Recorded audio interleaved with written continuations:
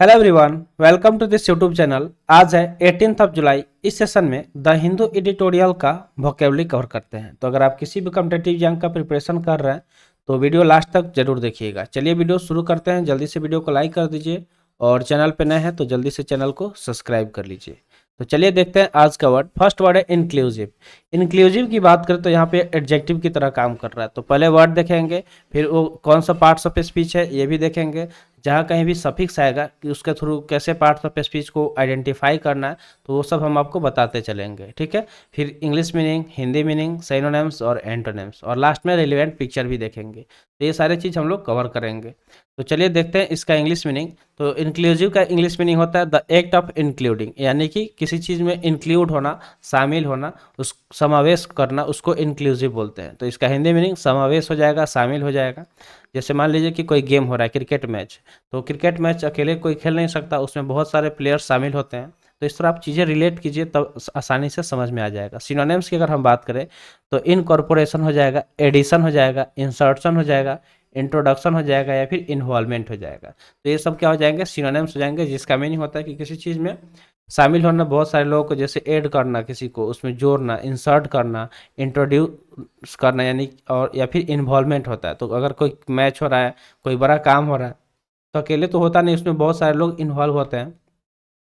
I hope आपको समझ में आ गया होगा। सिनोनिम्स की अगर हम बात करें तो एक्सक्लूजन, यानी कि जो चीज़ बाहर हो, ओमिशन यानी कि उस किसी चीज़ को छोड़ देना, उसको ओमिट कर देना, अब्सेंस यानी कि अनुपस्थित, एक्सेप्शन यानी कि उस किसी चीज़ को छोड़ के। तो ये सारे जस्ट अपोजिट वर्ड्स हो गए इंक्लूसिव के। जैसे आप यहाँ पे देख सकते हैं कि अगर मान लीजिए कि कोई काम हो रहा है, ऑफिस का पिक्चर दिखाया गया, तो ऑफिस में एक बंदा तो होता नहीं है, बहुत सारे लोग होते हैं उसको काम को करने के लिए। अगर मान लीजिए कि कोई आईटी सेक्टर का अलग होता है, कोई डाटा एंट्री करता है, कोई इलेक्ट्रिशियन होता है, तो इस तरह अलग अलग डिपार्टमेंट होता है और अलग अलग लोग उसमें इंक्लूड होते हैं। चलिए आगे बढ़ते हैं नेक्स्ट वर्ड की तरफ। अगला वर्ड है इम्प्लीमेंटिंग, जो कि वर्ब की तरह काम कर रहा है, जिसका मीनिंग होता है the process of putting and decision और प्लान इनटू इफेक्ट।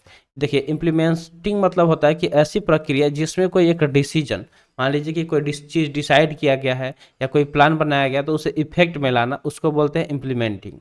जैसे मान लीजिए कि जब स्कूल का ही बात करते हैं, क्योंकि हम लोग स्कूल से आगे आए हुए हैं तो स्कूल को हम लोग अच्छी तरह से जानते हैं। तो स्कूल जब नया सेशन शुरू होता है तो सबसे पहले क्या होता है कि रूटीन बनता है। तो रूटीन क्या हुआ? एक तरह का प्लान हो गया, डिसीजन हो गया। तो जब वो रूटीन बनता है तो उसको इफेक्ट में लाया जाता है, तो उसको ही इम्प्लीमेंट बोलते हैं। यानी कि मान लीजिए कि रूटीन बन गया तो उसको सब क्लास में बता दिया जाता है कि कल से ये रूटीन फॉलो करना है, इस पीरियड में ये सब्जेक्ट पढ़ाई होगा।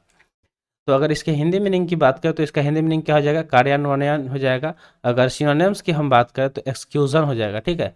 एक्सक्यूजन, एप्लीकेशन, परफॉर्मेंस या फिर इनेक्टमेंट, तो ये सारे सिनोनिम्स हो जाएंगे इम्प्लीमेंट के। अगर एंटोनिम्स की बात करें तो एबेंडन, एबेंडन मतलब त्याग देना, डिसरिगार्ड, किसी चीज़ को रिगार्ड मतलब उसका रिगार्ड नहीं करना, सम्मान नहीं करना, असम्मान, फॉरगेटफुलनेस, नेग्लेक्ट, ये सारे एंटोनिम्स हो जाएंगे इम्प्लीमेंटिंग के। तो आई होप आपको वर्ड समझ में आ गया होगा। तो यहाँ पे पिक्चर भी लगा देते हैं ताकि आप इसको आसानी से समझ पाए।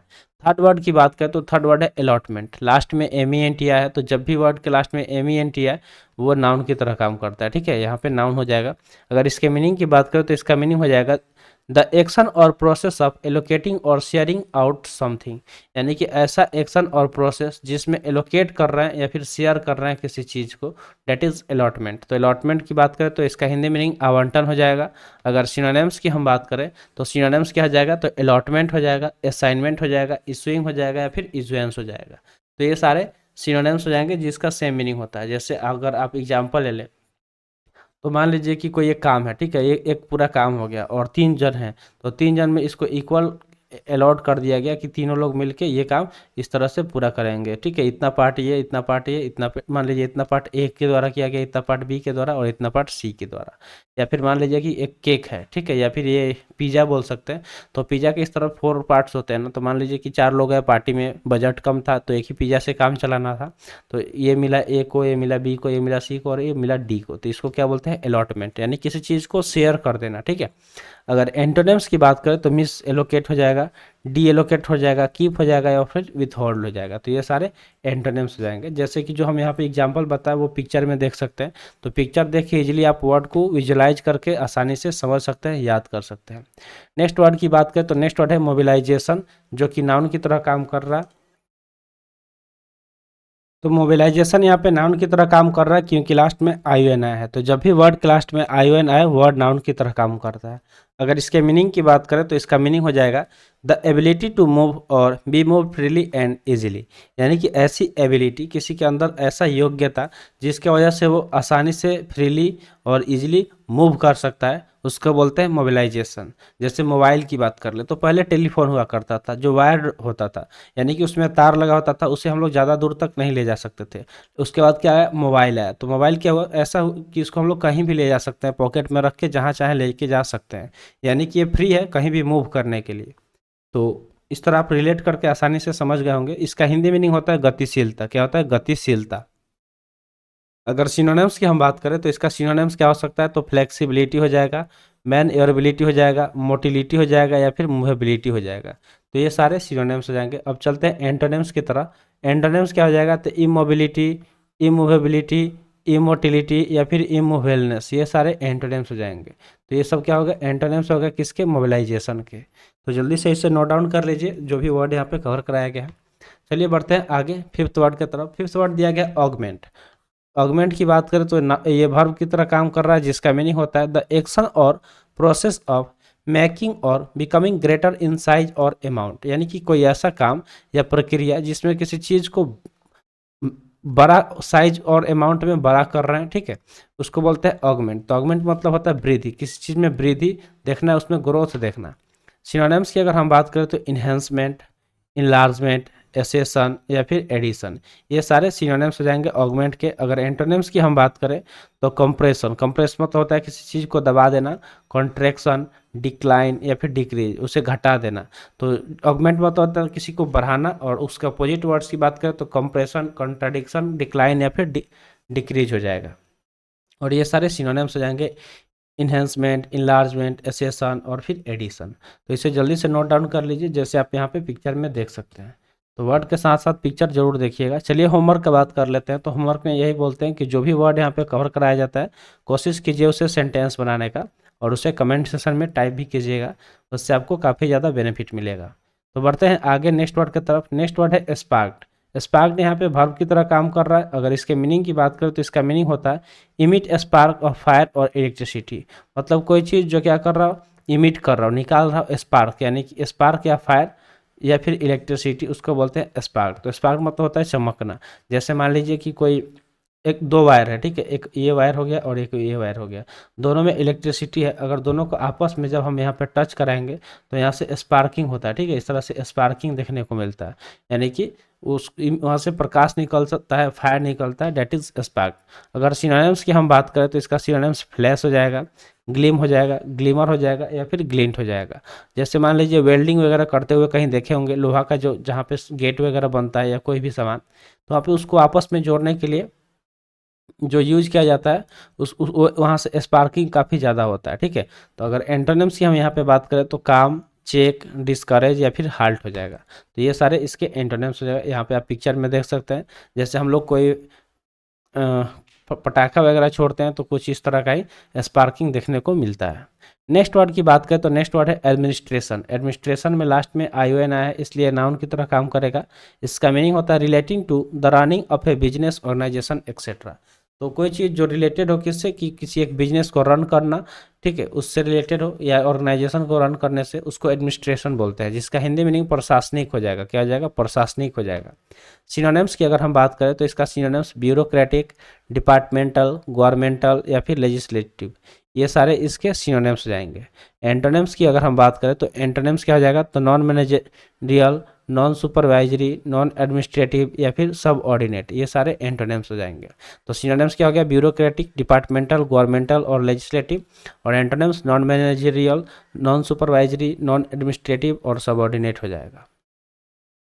अगले वर्ड की तरफ चलते हैं। अगला वर्ड दिया गया है, वर्ड है म्यूनिटिशन। क्या है, म्यूनिटिशन। म्यूनिटिशन की बात करें, म्यूनिशन है, ठीक है, म्यूनिशन की बात करें तो ये नाउन की तरह काम कर रहा है क्योंकि लास्ट में आई एन आया है, जिसका मीनिंग होता है military weapons, ammunition, equipments and stores, यानी कि जो मिलिट्री है उसका वेपन्स यानी कि हथियार, एम्यूनेशन मतलब ही वही जो गोला बारूद होता है, कोई भी इक्विपमेंट जिसका यूज करके लड़ाई होता है और जहाँ पे वो रखा जाता है उसको म्यूनिटिशन बोलते हैं, जिसका हिंदी मीनिंग होता है लड़ाई का सामान। क्या होता है? लड़ाई का सामान।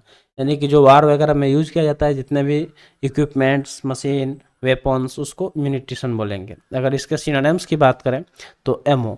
जब हम लोग पबजी वगैरह खेले होंगे तो आपको पता होगा कि आप अपने दोस्त से एमओ मांगते हैं कि भाई एमओ है।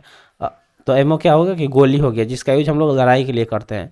आर्मामेंट्स, आर्सेनल, बॉम्ब्स, ये सारे सिनोनिम्स हो जाएंगे। एंटोनिम्स की अगर हम बात करें तो डिसआर्मिंग, डिमोबिलाइजेशन, आर्सेनल, आर्मामेंट्स, ये सारे एंटोनिम्स हो जाएंगे। ठीक है, जैसे आप यहाँ पे देख सकते हैं बुलेट्स का पिक्चर दिखाया गया एमओ का।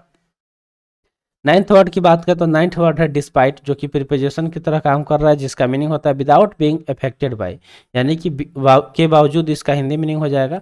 अगर सिनोनिम्स की बात करें तो इसका synonyms not with standing, in spite of, even with, या फिर रिगार्डलेस ऑफ, तो ये सारे सिनोनिम्स हो जाएंगे। एंटोनिम्स की अगर हम बात करें तो बिकॉज ऑफ, एक्सेप्ट, एडमायर, ये सारे एंटोनिम्स हो जाएंगे।